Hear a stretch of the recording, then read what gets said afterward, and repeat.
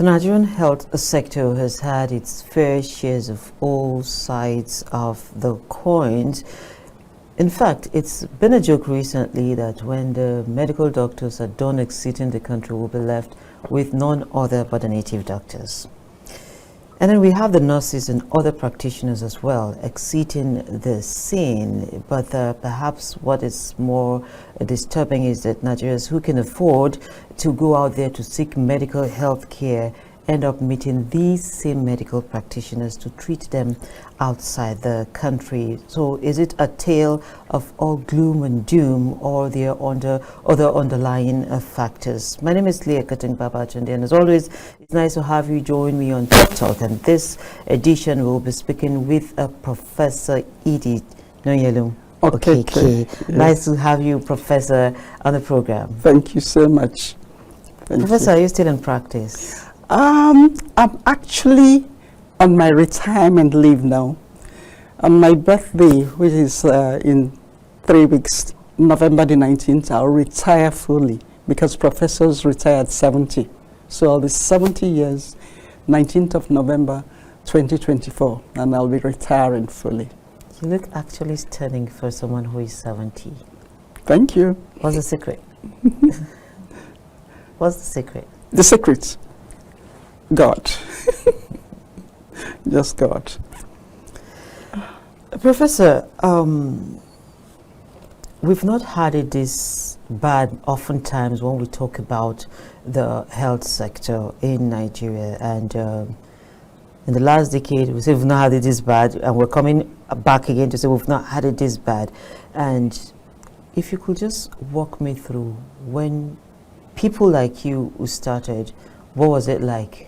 What was the field like? Is it what we have now? Definitely not. I'm a 1979 graduate of the University of Nigeria, Nsukka. You know, and I can say it clearly now that when we were in school, when we were in the university was something else.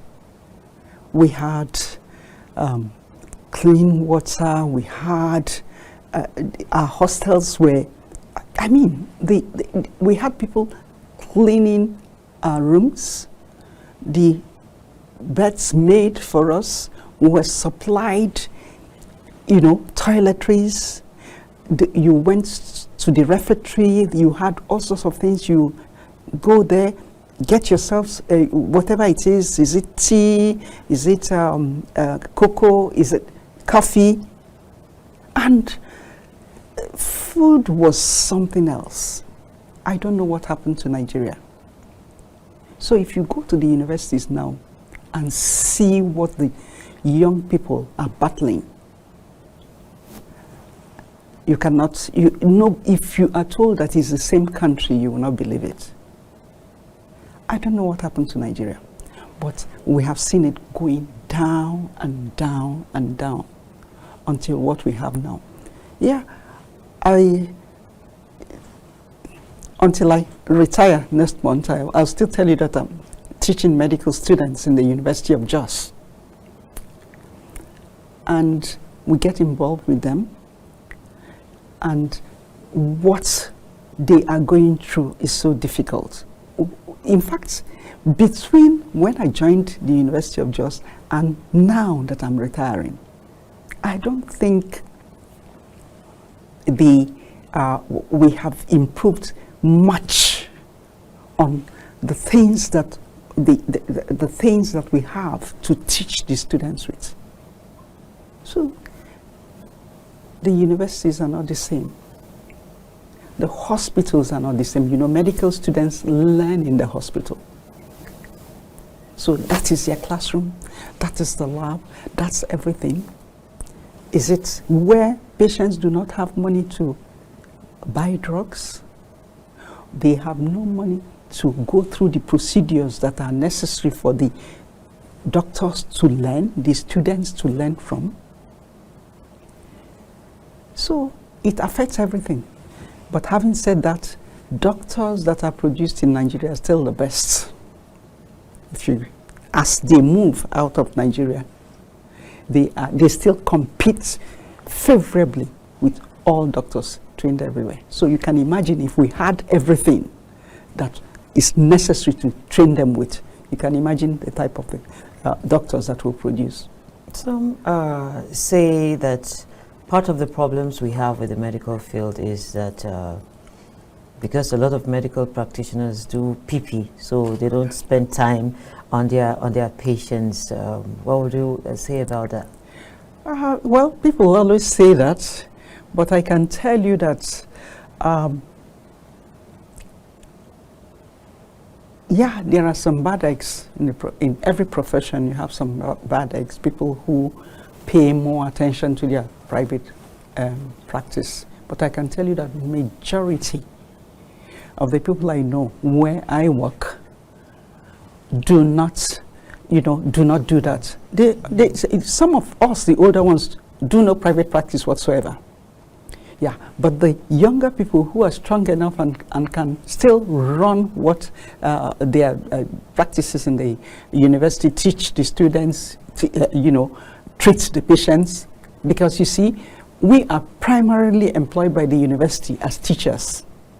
Then the teaching hospitals now offer us this, what they call, they offer us that contract to come work with them, so that use their patients to teach our students. So you see, it's cheaper for them. So it's kind of cheap labor, employing the teachers of the medical students to treat their patients and use their patients to teach the students. So there's a lot of work. There's a lot of work, call and all that.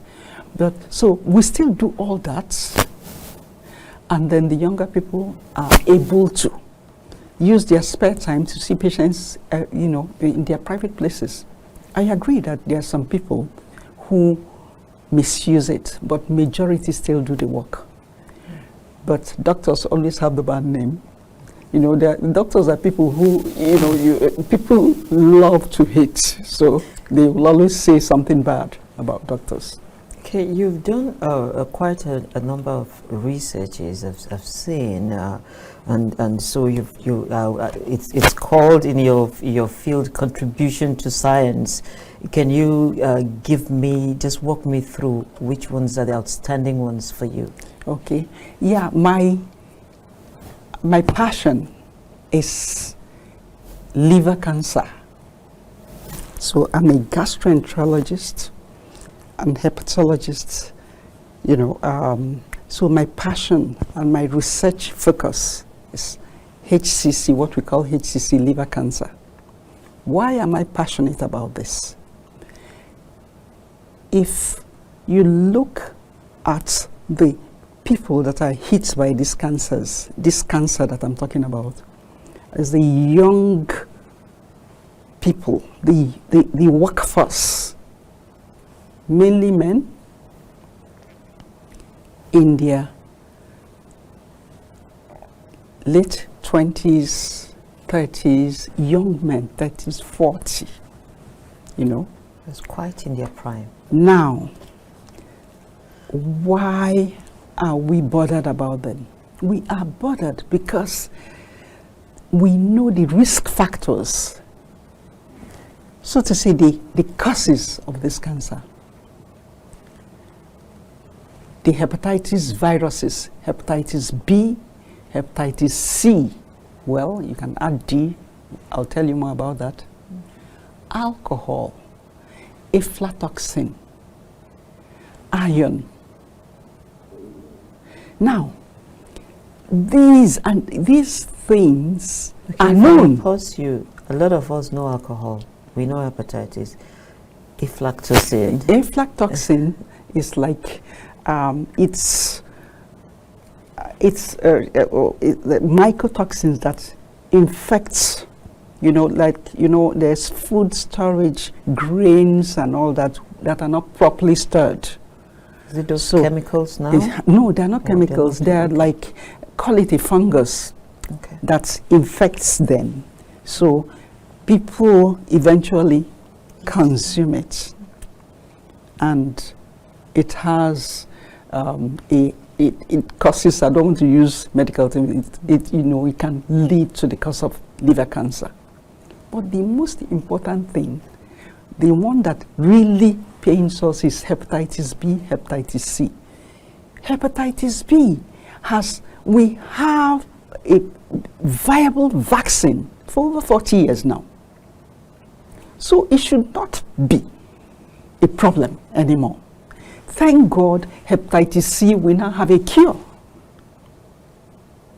So if you have a vaccine, which means you can prevent people from getting hepatitis B, why should the prevalence still be so high that the commonest cause of death, we contend that the commonest cause of cancer-related death in this part of the world where we practice is liver cancer? We contest that that is what it is. But by the time they talk about breast cancer and prostate and all that, at worst it will be the third cause of cancer-related death in men. In fact, it's the first in men for us, and then in women third. So why should this still be happening? Okay, you've talked about liver hepatitis B, hepatitis C. Alcohol is something that can be controlled. Now, the type of alcohol also comes into where I practice. They drink a lot of the local brew. Local brew. The local brew contains 3 things that can hit the liver: the alcohol content itself. Most of it is brewed in iron pots, so the iron in the pots is leached into the drink, and people consume and eat it. And then this aflatoxin that I told you about, aflatoxin B1, is in the class of carcinogenous tobacco. Class 1, it's a class 1 carcinogen. So by the time we also have the prevalence of hepatitis B is very, very high in our area. So you have the patient has Hep B, exposed to Hep B, also takes alcohol, takes that type of alcohol that contains things that can hit the liver, they condemn faster. And then there are a number of things. In fact, young people, why we think that the prevalence of liver cancer is so high on the plateau. Not just the plateau, Benue, Middle Belt. Yeah, Middle Belt area. Why we think that is quite high is that from babies, they start taking the local brew. You take it in form of kunu. You have the bitter kunu, you have that. And parents, irresponsible, well, I was going to say responsible parents, but I withdraw that and I say uneducated, uninformed mothers can use that as a calming drink for the baby so that the baby can sleep and they will walk. So you can imagine exposing a baby to that kind of thing so early in life. So what we say, so we are passionate. I'm particularly passionate about hepatitis B and hepatitis C and liver cancer. So that's where most of my research is around that. Now, back to research, because that's where we are. Yeah. Now, we've been looking at this thing and say most of the patients with liver cancer, I've talked about the ignorance. And in fact, when I gave my inaugural lecture, the title was Liver Cancer. Are we perishing for lack of knowledge? I picked it from Hosea 4:2, which says, are my people perishing for lack of knowledge? And why I said so is that we know the things that are causing this thing. Is it that we really do not know what to do about them? Why we know that if children are vaccinated, in fact, Hep B is so, if you can just make sure that the child does not catch it, if the immunity in the child, if the child has grown into an adult before he encounters hepatitis B, chances are that your immunity will clear it. It's when children contract this virus below the age of 5, especially when they are born, perinatal, if their mothers transfer it to them, then chances are that they are not going to clear it because the immunity is not, strong enough, for them to clear it. So there are many things. So now you have the birth dose vaccine.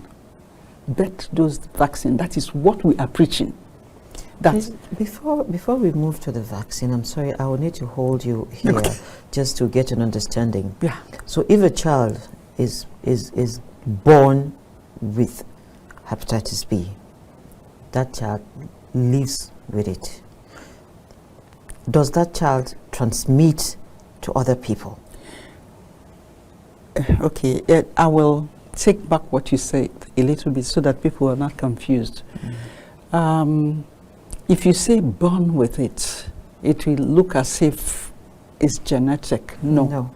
I mean, if the child gets the infection during birth, perinatal is either, so we call it vertical transmission. So the child is not in the womb with it. Yeah. It's when the child is coming out. Because it's blood. Yes. Yes. So during that, there's a lot of, So is it similar with the type with the HIV? Oh, yeah. We say that they are cousins, so to say. The way that they transfer. So, if the child gets it at that point, chances of clearing it is almost zero. 80%, over 80% of patients who get it that way continue. They have a chronic infection, and they are the ones that come down in their late 20s with hepatitis, with liver cancer. Now, children who also get the infection, because the most important mode of transmission in this part of is what we call, horizontal. That's children playing with other children and all that. So children, you come to a school just like that because the rough play, or within a family, all the siblings, give it to one another. Not that cooking utensils or eating. No. It's just intermingling of the person has a scratch and all that. Yes. So that is why we are fighting to make sure, number one, that mothers do not give it to their children when they're giving birth to them, and that children do not give it to one another as they play. So the birth dose vaccine is the most important one now. We want the patients to get that vaccine within 24 hours of delivery. So if they can get it and then complete the one that we already have the 3 months monthly, like that, and then chances are that as they get older, we will not see children, adults now with chronic hepatitis, because it's that chronic hepatitis B, chronic hepatitis C that leads to the cirrhosis and liver cancer. And we are saying this because it has happened in other places. We've seen it in Japan. They introduced this. Now they don't have the problem. Okay, you might say, okay, that's not Africa. But we've seen it in the Gambia. Yeah. In the Gambia, over 30-something years ago, they introduced the vaccination, not even the bed dose vaccine, but they introduced vaccination of young people. And already they are looking back on the batch of people that were vaccinated. And definitely the prevalence of chronic hepatitis and cancer is quite low in those people. So it is not that we're saying what we have not seen. It's something that is doable. It's something that can be done. So if the vaccination is done as at when due, and the people who are already, the adults who have chronic hepatitis are linked to care, and are treated. People who have hepatitis C are cured. People who have hepatitis B, for now, we don't have a cure for Hep B, but as long as you have the patient on treatment, the viral load is undetectable, and chances, it's not completely gone, that is progressing to cirrhosis and HCC, it's not completely gone, but it is to the large extent it's gone, so that people like that do not develop hepatocellular carcinoma, which is call it a death sentence. Now, it's a death sentence because our patients come in very late. Most of our patients come in stage 3, stage 4. There's nothing that can be done. But if the patients are seen early, then there are a number of things that can still be done to prolong the lives of the patient. What did you identify as a causative factors for patients appearing late? There are a number of things. Number one, ignorance. Ignorance on the part of, let's see, on the part, there are many people, because during my inaugural lecture, I blamed everybody. On the part of the patients, ignorance. Now, why are they ignorant? We'll still take the blame, because if we know that this is there and the government takes it up and educate people by various means, people should, doctors, nurses, churches, people should get involved in disseminating the information, that because you can't tell somebody that this will kill you and the person sees it and the person stays. No, at least let the person know that if you drink alcohol to this extent, it's going to do this to you. If you drink this kind of alcohol, this is what you will likely get.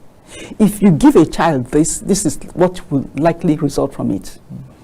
If you have hepatitis, before you tell people that I have hepatitis, they say they don't know that having that hepatitis can lead to this. Instead, what they will say is that the witches and wizards in the villages are the cause of this and the cause of that.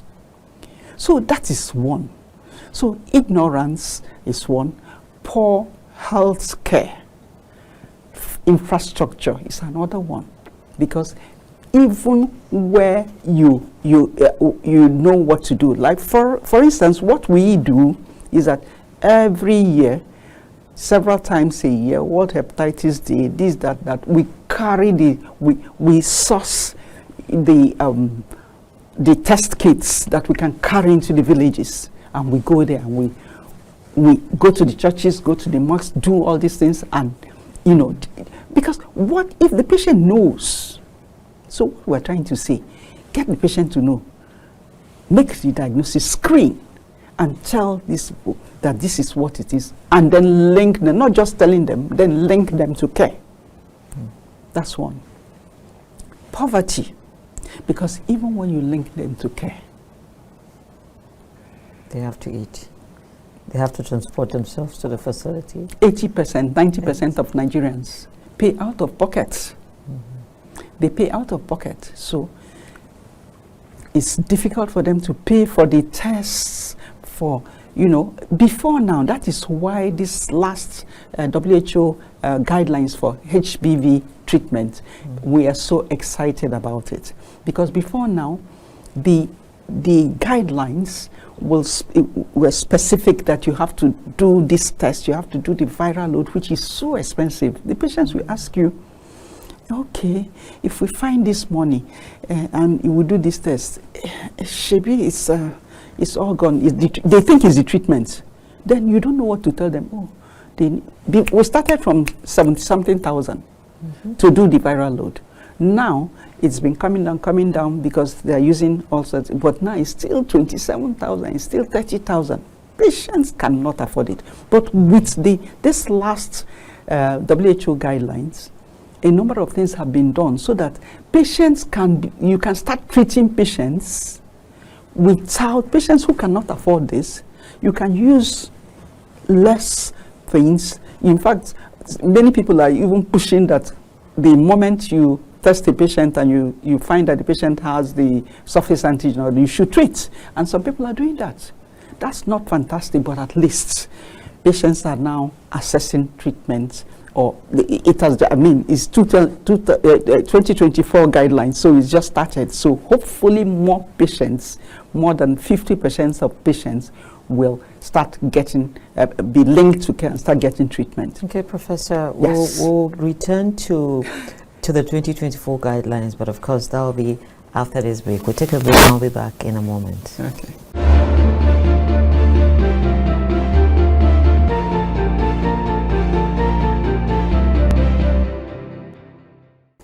Welcome back. I've been speaking with Professor Edith Okeke, and we've been talking about a number of issues, and we're back to where we left off for the break, and which is the 2024 guidelines. And perhaps if you could give me a peek into it, what does it entail for the average Nigerian out there? Yeah, for the average Nigerian out there, before now, you know, we for a patient to be treated, let me tell you, you know, the prevalence of Hep B in Nigeria is above 8% of the total population. So we are part of the people who are, if you say high prevalence, we belong to that, and in several parts of Nigeria it's even higher than that now. So which that's means our average, 8% of the population? Yeah. Oh, wow. So it's even higher in certain groups, you know, and in certain places. So we have many people who have chronic hepatitis who are at the risk of developing cirrhosis and liver cancer now. So that is why, and I've already said it, that it hits our young people, the workforce now. So back to, and because before this WHO guidelines came out, to treat a patient with hepatitis B, you needed to do what we call the viral load. And like I told you before now, if it's Lagos, Abuja, to do the viral load will be 100 and something thousand. It has come down to 60, to 50 and so on. Now, because certain people use what we call the gene expert, and so it's like 30,000, which is still above the minimum wage, isn't it, before this change. So Nigerians are unable to afford that, which means that linking patient to care was tough, even if they come. 80% of people with Hep B do not even know that they have it. Out of that 20% who kind of know, 80% of them are not linked to care for various reasons, one of which is what I'm telling you about. So now with this change and remember what I told you about mothers transmitting to, so pregnant women with hepatitis cannot have treatment because they need to do viral load for you to even put them on prophylactic treatment. But with these 2024 guidelines, that has shifted. WHO has noted that this is not good for us, for Africans. So now there are a number of things that can be done that are not that expensive that we use, and based on that we can link the patients to care, treat them. So on linking patients to care, you'll find that for diseases like tuberculosis, like HIV, AIDS, you get to the facility and see that it's been taken care of to a large extent.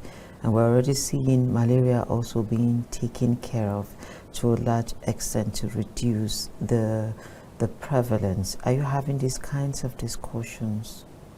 Are we having these kinds of discussions that would see, because an average of 8% minimum for Nigeria's population. That should concern everyone. That should concern everyone. Yeah, that's huge. So that is why we are doing what we're doing. We, the association, Society of Gastroenterology and Hepatology in Nigeria, we are partnering with Ministry of Health and WHO, and there are so many groups, Global Hepatitis Alliance and so, who are particularly interested in screening and getting these people, because what we're saying is that this is doable. It's doable. For Hep B, there are vaccines, portable, vaccines that are viable, that work. For Hep C, there's now a cure. So now it's screening and getting people to understand what we're saying, and then push the government, pushing the taking over, because what we're trying to do now is decentralized care. We don't want specialists to be treating anymore. We want nurses, we want CHOs, we want just step down the thing, teach them what to do now that they don't have to do great and very expensive investigations to do it. Tell them what to do. If you see A plus B, do this. 2 plus 3, do that. So we are decentralizing the care, which is what we are now embarking on, so that many more people are treated. Because once you put the patient, if the patient has Hep C, you treat the patient for 3 months, you get a cure. If it's Hep B, you put the patient on treatment and then make sure that the virus is undetectable, and then we do that. Vaccinate the ones that are supposed to be vaccinated, children below 5, reduce the prevalence of hepatitis among such children. Definitely you will see it. So what is happening, what we are actually trying to do now is to see whether we can tag on with the HIV cascade, because HIV, you get treatment down into the villages. Yes. So if we tag along them, then we can do that. Like I said, what we want to do is think outside the box. For the bet dose vaccines, how do we do it? If you're saying that only children that are born in the hospitals that will get this vaccination, then it's just the tip of the iceberg, because majority of the children are not born in hospitals. They are born at home. They are born at in churches, in mosques, and with traditional birth attendants. So get all these people involved and train them to do this. Okay, looking back at the vaccines, we know that there's been a sort of pushback on vaccines, all vaccines. And so how do we get people to understand that these vaccines are vital for them? Education. And when we say education, everybody must be involved. Now, when we talk education, you will find out that religious bodies, what do you do? How do you get to change somebody's mind about something? Get somebody that other person respects to talk to that person. So we need ambassadors within the religious body. We need the pastors, we need the imams, we need the village heads, we need the chiefs, we need all these people. They are the people that need to help us disseminate the information and tell them that this hepatitis B causes liver cancer. It is not witchcraft. That is what we need to do. So the pushback is that people tell them stories. Oh, they're trying to stop you from procreating. That is, I think that's the commonest one now. Oh, all these vaccines, they're giving it to our girls so that they don't have children anymore. So the only people that they will listen to are the people that they respect, people that they believe. So that is why we must think, if it is just to go on television and talk about it and talk about, they'll just tell you, no, don't mind them. But we need these people to penetrate them. And that is why the decentralization of treatment is so important. Because you eventually get to people who, these traditional birth attendants, these people who go visit them in their homes, they listen to them. Some people listen to their chiefs and, MS and all that. If they tell them to allow your children to be vaccinated, they will do so.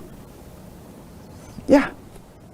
So I see you've done, I mentioned it earlier, a lot of research, and I'm wondering that for most of your researches, who are the off-takers? Who are those funding these researches? Okay.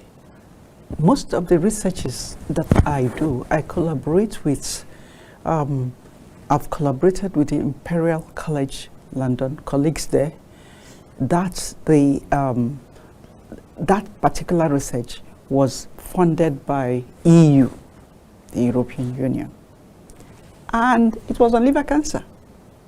Yes, it was Prolifica, that is what, prevention of liver fibrosis and cancer in Africa. There, we in JOS were part of it. There was this group in Gambia, this group in Senegal, and then the Imperial College. It was funded by EU. And what did we do? We were looking for biomarkers. What are the things that you can test in urine that will tell you, oh, this patient with hepatitis B is developing liver cancer? Because I told you that the problem is that the patients present too late for anything to be done. So if you can pick up something in the urine that says, oh, this is happening to this person, then you attack it. See, maybe surgery, take off the part of the liver that is influenced and on. So that's the one we did. That's the one I did with that group. Now with the Northwestern University of Chicago, we were also searching. You know, before now, the only biomarker that we were using was what we call AFP. And it is not too sensitive. So we've been looking, people, that's the search for biomarkers. Most people that are involved in liver cancer research are searching for biomarkers. So the Northwestern University of Chicago, that one, all the researches, we've done a number of researches with them, about 4 or 5. It is sponsored by the NIH, National Institute of Cancer Research in America. Now, you might ask me how, what was your next question? Yes, my next question is who funds them and who takes ownership? Okay. Now, the one we did with the Imperial College, will eventually lead to discovery of maybe a urinary dipsticks, something that you dip into the urine and you say, oh, this person has this and probably has liver cancer. Something like those pregnancy exactly kids. Okay. That's what they have in mind. Now, the patency to that will belong to them, but we will be part of it. We are not there yet. Okay. Now, the test that there are another level of biomarkers, epigenetic biomarkers. That's what we did with the Northwestern University, Chicago, and it's still the same search. We finished, the analysis is on, and it will continue until specific things are picked up that will say, oh, this is what we're looking for, And then there are other ones that they're also, they're looking for for little machines that you can take into the villages to help in the diagnosis. So that's another one that we're doing with various. So eventually, they will own, whoever develops it will own the patent fee, but will be involved. Okay, I had to ask that question because I've looked at all these clinics here, and just a few of them are Nigerian based. Something from University of Lagos, University of Jos, but looking at the scale of the involvement, it will seem like Nigerians are not investing in research, and we are the ones having this health complications and issues. Is that a big deal? It is a big deal. It's a big deal, especially in the health sector. Especially in the health sector. Well, TED Fund is coming up. A number of people have received funding from TED Fund in the medical field. But I think we have a long way to go. Sometimes you wonder, why are these people coming in? Why are they interested in doing this in Africa? Why are they interested in doing that? I agree that there be some selfish, there are certain things that they do, but we benefit a lot from that. Right now, we're doing a drug trial on liver cancer. Roche is funding it. Yes, it's their drug. It's their drug. Now, if I make a diagnosis of liver cancer in a patient, the kind of patients that I see, give them 2.5 months to 3 months, they die. Now, so there's basically nothing that I can do for them. But now, there are certain very expensive drugs that Russia developed that can give these patients a few months longer.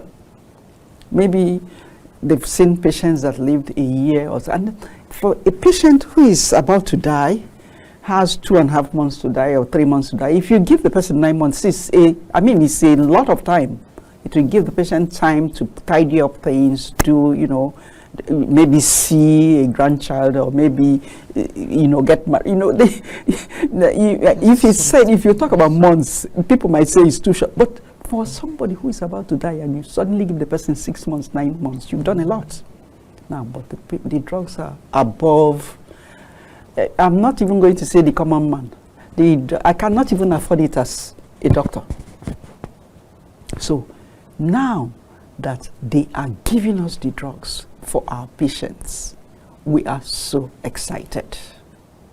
So drug trial by Roche. And before now, that is why we've been screaming, because these trials are not done on Africans. The trials are done on Asians and people like that, and then they want us to use the drugs. So there's been a lot of fight about, and they're beginning to look this way. So we're really excited. So I wish the Nigerian government could do more when it comes to research. Not just, when I say government, or other philanthropists, because some of these people that fund our researchers, they are not governments. It's not government of that area. They are philanthropists. They are people who have a lot of money. So instead of using it for this and that, you can take up. Now, having said that, I must some good thing has happened in Kano. Okay. There are families who are funding things there. Oh, that's great. Even the institute, they are trying to, because we don't have anywhere in Nigeria where liver transplantation goes on. A family donated how many billion at one of our meetings in Kano to start up the first liver transplantation center in Kano. So things like that are coming up. We're hoping that rich Nigerians will decide to fund research. And usually, how do these things start? if somebody, a loved one has died of it and you don't want others to suffer like that, you do something in that area. You try to improve the knowledge in that area so that it will stem the tide there. So we will be very happy if people will wade into the hepatitis issue. Like we keep saying, why is HIV, drugs for HIV free? Why? Why won't, and if you look at the number of people that HIV kill, number of people that malaria kill, it's not up to the number of people that die from liver cancer. We're going to go on a break now. Yeah, we need to go on a break now, and we'll be back to continue to take the concluding part of this conversation with Professor Edith. Stay tuned.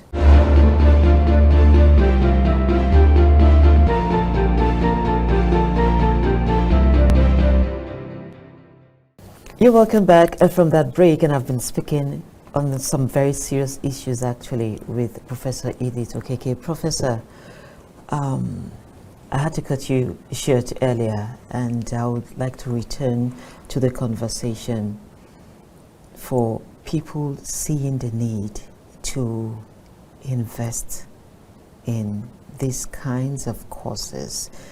And yes, we've seen Nigerians actually donate outside the country to institutions, but we don't get to see enough of Nigerians doing that here on the mother soil. Yeah, I think it's like I mentioned, in Kano, we have seen that a family built the endoscopy unit there. Another family donated billions towards the construction and starting of liver transplantation in Nigeria. So I know that is something that is doable. What motivated them? Do you have an idea? I think they had loved ones that died of liver cancer and all that. Yeah, I think so. I think they have loved ones that died. So instead of, they channel their grief into making sure that many more people do not go that way. Does that give closure? Yeah. That's a way of, gaining closure. And then, remembering, in fact, this last one does not even want his name mentioned.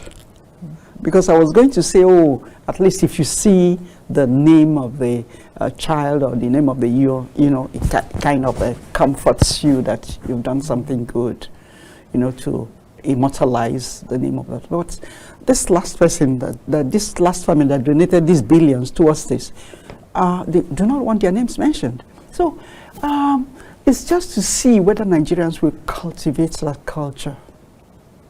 So instead of putting money away in foreign banks and all that, bring it home and do something with it. Just show us what you want us to do. And, there are people in various areas, even if it's not health, people in various areas that will also work. This electricity, people can, do something about it. I mean, like most of Plateau State, Benue State, we've been without light for about 5 days now. It's almost 10 days actually. Oh, 10 days. Oh. So people can work there. People can effectively, invest in such areas and research into it and see what can make life better. But coming back to health, because health is wealth. Yeah. Health is wealth. If we can do something about liver cancer consumes, the deaths. If you come to, I'm not telling you, if you come to my ward in Jute, if I have 20 patients on admission, I am not joking. 10, 12 of them are dying of liver cancer, and they're young. They're young. Things can be done. People should donate towards that. So that's what I want to say. Yeah, for people like you, I get to see around the hospitals who get to treat, will I say, end-stage patients now? And how do you just get to cope when you see them and you know they're not leaving the facility? Okay. If you ask any young doctor, when they are medical students, when they are house officers, as they go through, they will cry when their patients die. You know, you get to cry, you get involved. But as you get older in the profession, you learn to put a wedge between yourself and the patient, so that, because you don't need to be emotional. That is actually why doctors are not supposed to treat their relatives or people that they are emotionally involved with, because you will not make the correct decisions. Okay, so you learn. It's something you learn with time, and you kind of so that before you see, when I see a patient coming, I know to some extent that this patient is unlikely to live. So you're already protected. You continue doing all you need to do. But if the patient dies, it doesn't hit you that way. You do all you can. But when a patient dies, when you think that that patient should not have died, come and see doctors. Can you see them cry? What happened here? What happened here? You know, that kind of thing. So I think we kind of, we don't get used to it, but we protect ourselves. We get protected. Just find a way of it. Find a way of it. Yeah. You run a foundation. Yes. Can you tell us about it before we proceed? Yeah. In 2011, June 20th to be precise, the bottom literally fell off our lives. That's my immediate family. We lost 2 adult children in a ghastly car accident. At a time when it was one of the happiest times. My second daughter had just come in to get married. And she came with our last child, her sister, and some of her friends. They came in from the US. And then all of us, all my children were. So we went to the village for the traditional marriage. And we're coming back to Jos for the white wedding. And there was a ghastly motor accident that claimed 5 lives that day. 2 of my only son, Chuka, and Uchenna. Chuka was 22 at the time. Uchenna was 21. Yeah. So we have a foundation. And their friends, I must mention their names, Nkiru Amene, the driver John, who took them, and my daughter's friend, that is American, never been out of America. That was her first time of living in America. She came only to die in Nigeria. That was terrible. Anyway, so we just started a foundation in honor of Chuka and Uchenna Okeke. Uchenna finished in Loyola Jesuit College, Abuja, before she left for the US to do her computer engineering. And Chuka finished in the University of Jos, did economics. So what we're trying to do is that we want to provide, we thought about it, actually what we just want people to know. What we wanted to do was to do something about the roads. We tried that, we couldn't. Okay, so what we decided is that in their name, we will sponsor people through Loyola Jesuit College. People who cannot afford it. You know, so we're trying to start it with the 2025 session, you know, and see so that people will compete, not people who can afford it. Nigerians that cannot dream of going to schools like that, so that they will compete and then we'll see how we can put somebody through that. Maybe one at a time, since the school fees is so high. Yeah. So that's the foundation. And then in talking about it, whenever we go to talk about it, then we are going to talk about the roots. So we are also, that's the first thing that we want to start, but we also want to embark on the roots in Nigeria. It's between Mararabanjama and Jos. So I came from Jos this morning. Whenever I'm leaving Jos, when I get to that place, I look at it again. I look at it again and I say, look at this kind of thing, what this kind of road can do. And it's still like that. The road have gotten worse. Yes. Actually. It's even worse now. You can imagine the embarrassment of a friend coming to Nigeria, leaving the US for the first time. This girl was her mother's, the only child of a single parent. Oh, my. She died here. We had to send her back in a box. It's one of, like I said, the bottom literally fell off our lives. But here we are. We're still kicking. And I would have to still ask this question though, and I'm sorry about that experience. What it means to, because in Nigeria we don't pay attention to grief. Yeah. We don't pay attention to grief. And I think sometime last year, I was unfortunate to be trapped in a country where I lost a child, and I passed through the grief process with the medical personnel, and I had to tell them that I have never experienced it here. That you've never experienced it here? Yeah. That someone goes to the hospital, you lose a child or you lose a partner or a spouse, and you get to have that counseling, that care. What will that do to the practice here? No, it will help. Now, maybe let's see.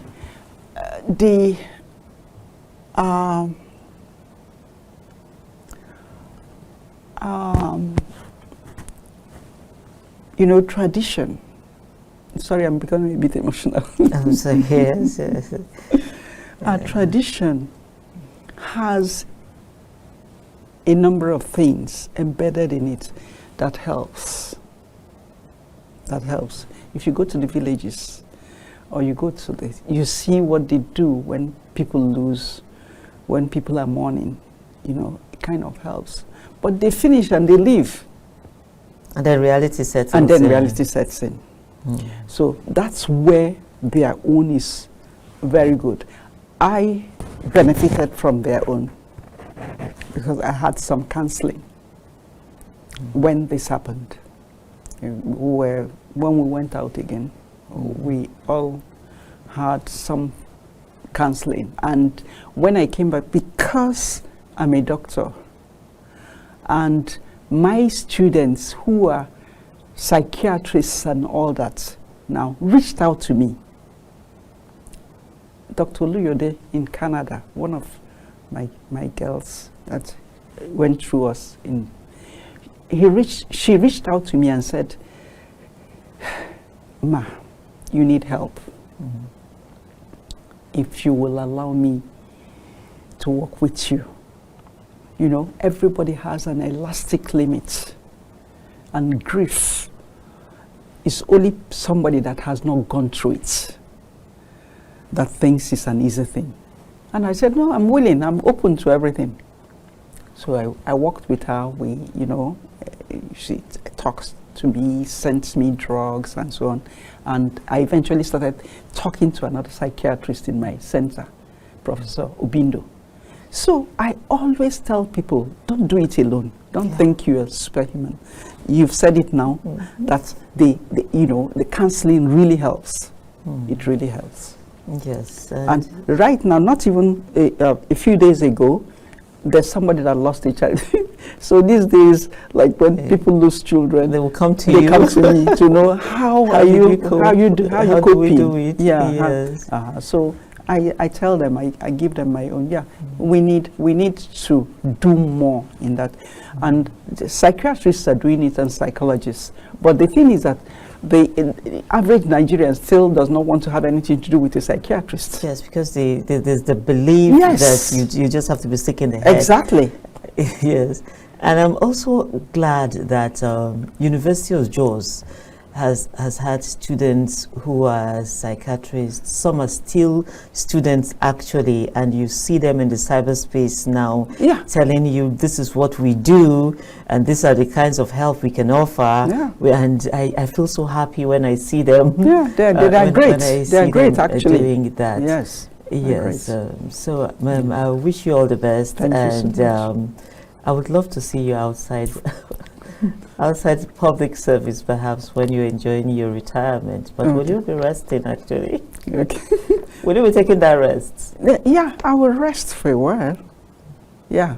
Actually, I'm looking forward to it. I'm looking forward to it. I know from what I hear from others who have gone before me that after about a year, you get tired. Bored. Yeah. You get bored. But the thing is that I'm not totally, I'm retiring completely from treating patients, but my research continues. I'm actually still affiliated to the Jos University so that the research can continue, because I still have research that have lifespan of 5 years, lifespan of 2 years and all that. So that keeps me busy, so, and then there are all the bodies that I'm involved with, so we still do the research and vie for more to do, and so I'm still actually working. I'm still active, and will remain that for a while. I wish you happy retirement, Professor. Thank you so much. And thank you. Have a blessed stay. Yes. And so this is the much we can take on this episode of the program until we come your way again. Same time next week. I remain Leah Katung Babatunde, and of course be safe out there.